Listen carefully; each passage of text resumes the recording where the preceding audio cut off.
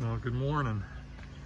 It's Monday morning on June 19th, 2023. I think the first thing I'm going to get started on out here is water the potted plants. Yesterday being Sunday, I didn't water anything yesterday, and so a lot of these pots are looking pretty dry. So I think I'll start off and just water them and then see what else needs to be done. I didn't get a picture of it yet. When I first came out this morning, and these black-eyed Susans, the goldfinches, it was like 3 goldfinches in here getting seeds out of the black-eyed Susans. So I'll keep an eye out. They flew up in a tree over there.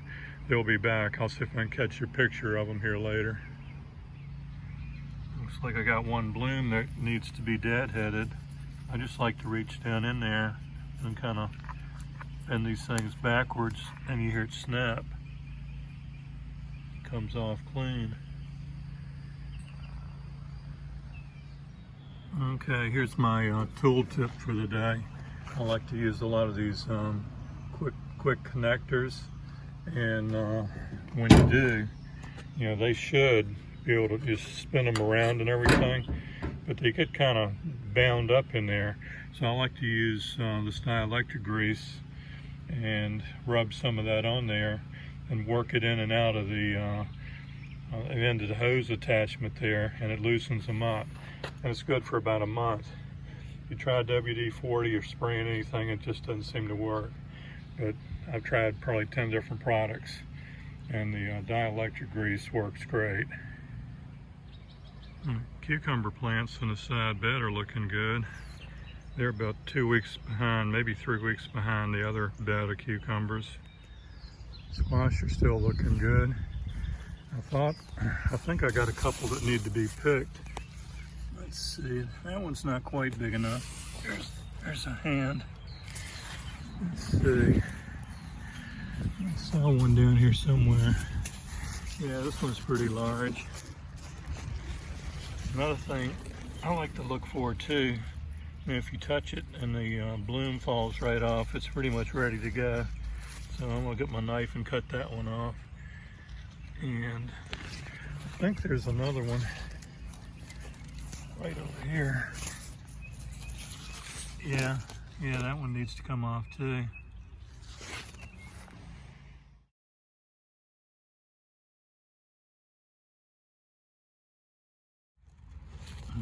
I saw a couple that just kind of fizzled out.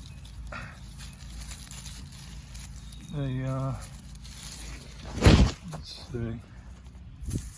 Yeah, you can see they sort of died at the bloom end and rotted back. They're probably male plants, because on the blooms they have male and female, and the females produce the squash we're used to eating. A lot of times the male ones, the blooms fall off, but if they get further along, that's what you'll get. They won't mature. Well, there are the 2 squash I picked. They look pretty decent. It'll make somebody a good meal. Okay, I think the next thing I'm gonna do is add 2 more strings to my trellis here. I got these pieces of conduit, and between what's in the ground and whatever, the first hole in the pipe is about 18 inches. That's about 24 inches. So I got string going back and forth over there, and the same thing on the back side of them. So I'm just gonna go up here at let's see, 30 inches, I guess, to be off the ground, and run 2 strings down there. Won't take but a minute. All I have to do in the center is just run the string through the pipe, and same with the other center section there. I only have to tie them on both ends. And another good way of doing it like that, if the strings get loose and floppy, which these aren't, you can put a pair of pliers on here and twist the pipe and wind the string up a little bit to tighten them up. It only took about 10 minutes to get 2 more strings run down the way here and tie it up. And I don't really need to do anything to them just yet. But as they grow, I can kind of flop them in there. Hopefully I'll be picking them in a couple of weeks, and while I'm picking them, I can make sure to lift them up so they're inside their boundaries there. You can see it down here. These much taller down here. So yeah, they're down there. They're basically the vines are 30 inches tall. It's good. I won't have to bend over as much to pick them. Always some pesky grass around. But when it's mulched, look at the root on that. It just comes right up so easy. The mulch really helps. I stuck my finger in the ground and the green beans feel kind of dry. So it's 20–30% chance of rain, thunderstorm, something this afternoon, but I think I'll give them a little drink anyway. These raised beds, the dirt's so loose in them, you can water them one day and the next day it drains right out and they're dry again. So I usually just give them a little bit of drink every day, especially when it's hot like it is now.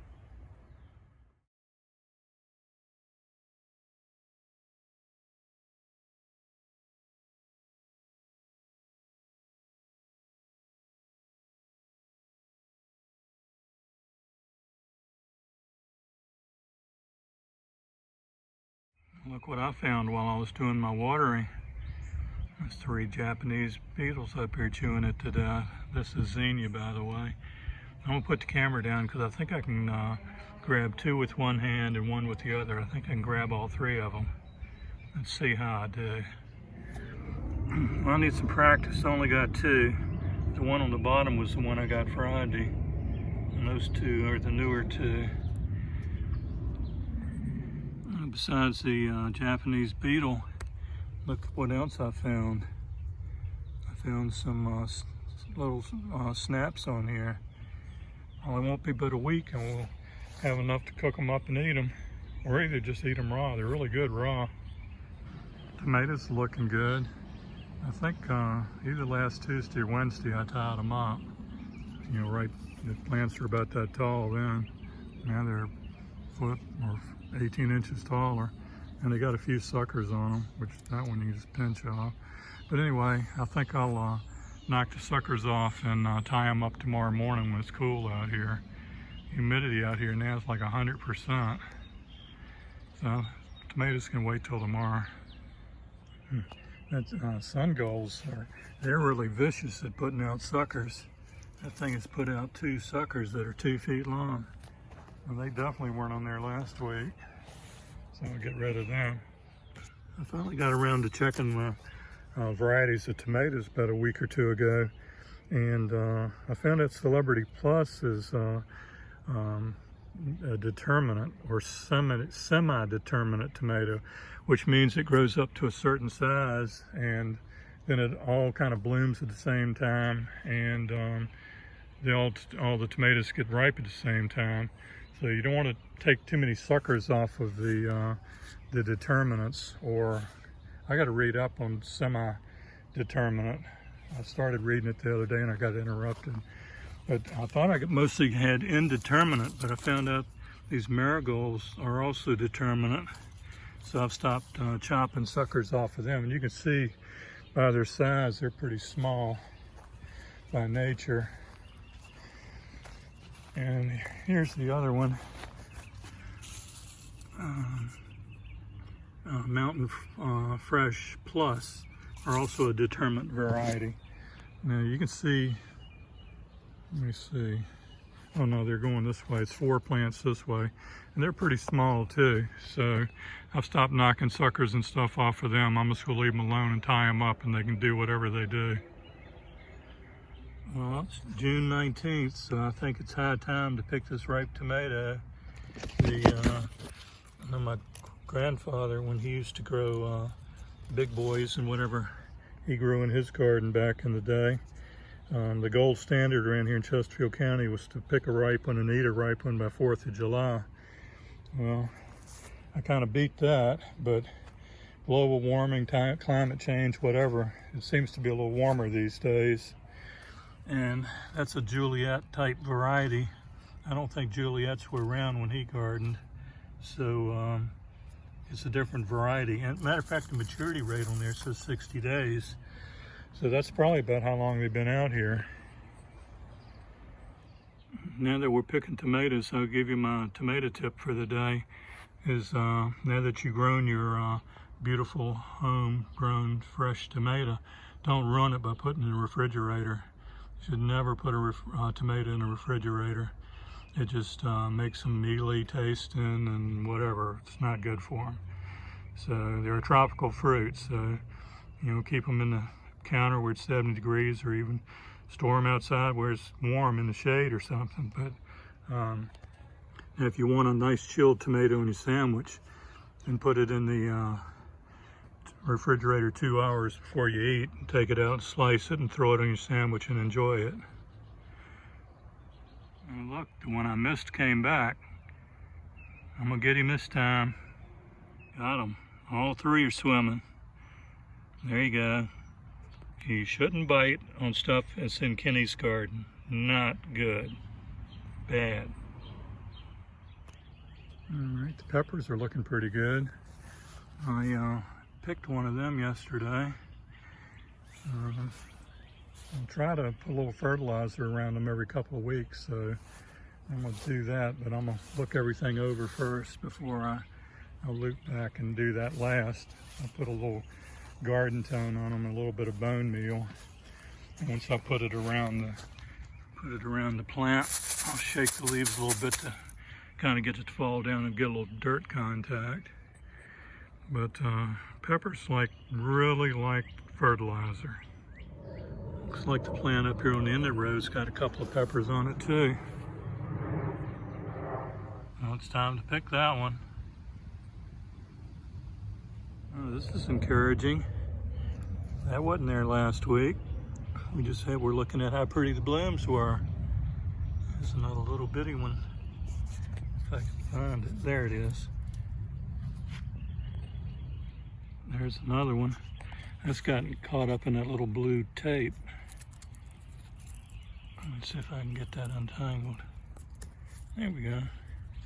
Yeah, it's got plenty of room to grow now.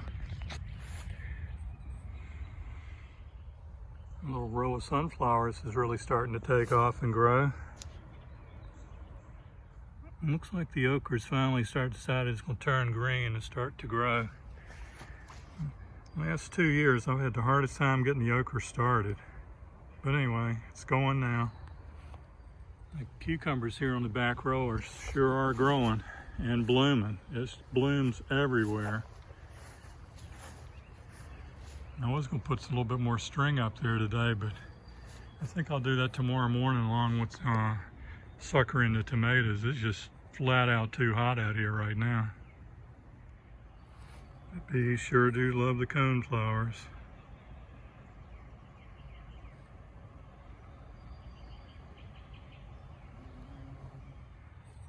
I took a closer look at the cucumbers, and that is a big one there. Let me see if I can get that one off. Well, that's a pretty good harvest this morning. But to watch the cucumbers when they start getting yellow on the end, those turn bitter. And if they make too many seeds, then the plant will die. The plant will think it's done its thing and reproduced if it produces seeds inside of the cucumber. You have to watch that and keep them picked. The more you pick, the more you get. Well, I found something else to work on before I quit for the day. One of the sunflowers got stuck up under the tomato there, and it couldn't, the top leaves couldn't see the sun. So in its defense mechanism, instead of putting on leaves, it started growing the stalk as long as it could. It was all curled up under there. So anyway, I'm gonna need to put a stake in the ground and stake him up a little bit and get the little guy straightened up. Just remember, if you do tie your sunflowers up, to leave a nice loop in it there for them to grow. Here's a leftover sunflower from last year, and that's not a particularly big one there. So you need a lot of slack in there for the sunflower stem. Okay, I think I got it. So I got it tied down there and up there.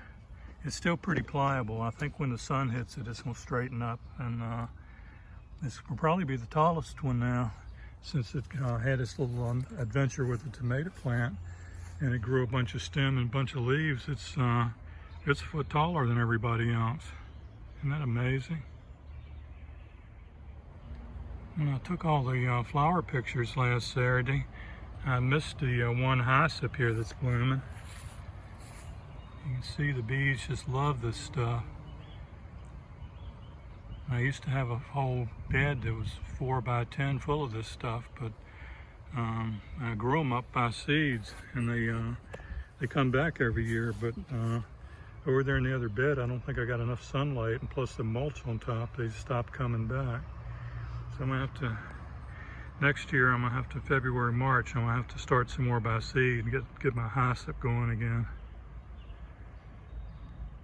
There's one more small one here on the end of this bed, but the tomatoes are kind of crowding it out a little bit. So that's one reason I kind of stopped putting them on the ends of the beds, because they just not enough room for the tomatoes and the hyssop. They just kind of crowd each other out. But that one's too good looking to try to move it. It'd probably kill it if I tried to move it. It's too big. And that one I might be able to. But anyway, they're hoping to get pollinators up here in the garden, so they'd stay where they are. Nice little fan there on the cherry tomatoes. I think these plants here on the end are called cherry bombs. Not cherry bombs, flavor bombs. Flavor bombs. This one's got a fan on it too.